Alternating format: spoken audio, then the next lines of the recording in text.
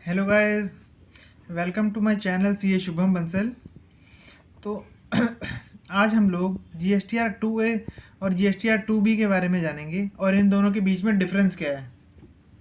तो एक्चुअली शुरुआत में तो G S T R 2A से ही हम रिटर्न फाइल करते थे, पर कुछ सालों बाद गवर्नमेंट ये G S T R 2B का कंसेप्ट भी लेके आ गई है।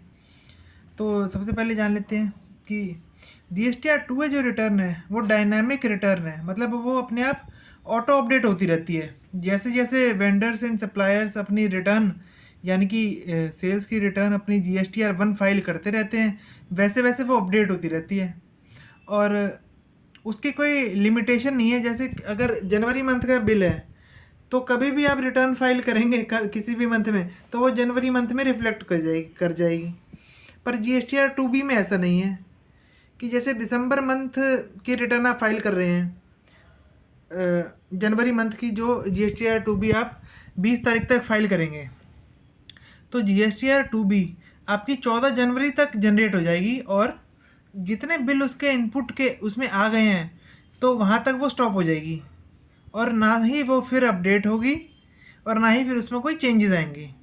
मतलब 14th ऑफ नेक्स्ट मंथ कि जितने भी उसके रिटर्न के इनपुट आ चुका है बस उतना ही आप इनपुट क्लेम कर सकते हैं।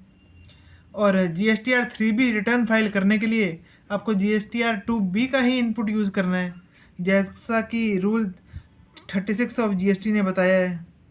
अगर आप इसमें कुछ ऊपर नीचे करते हैं तो आपको आई टी सी रिवर्स भी करना पड़ सकता है, नोटिस भी आ सकता है आपको और इंटरेस्ट पेनल्टी भी लग सकती है।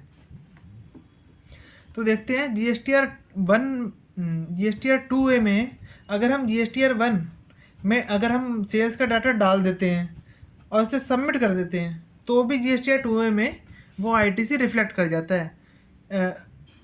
हम उसको फाइल करें या ना करें, सबमिट और फाइल में डिफरेंस समझिएगा इसमें।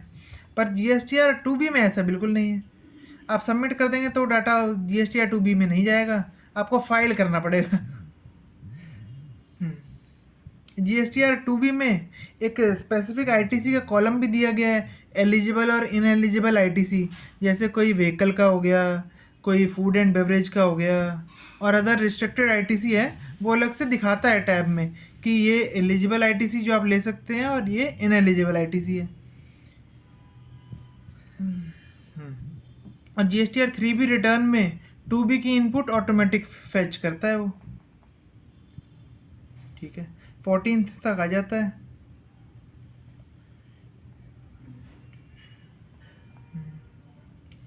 बाकी इतना ही है गाइस।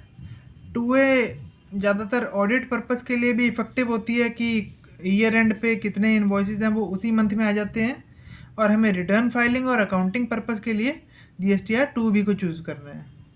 तो आज के लिए इतना ही guys. Please like share and subscribe to my channel ताकि मैं और इन्फॉर्मेटिव वीडियोज़ ला पाऊँ।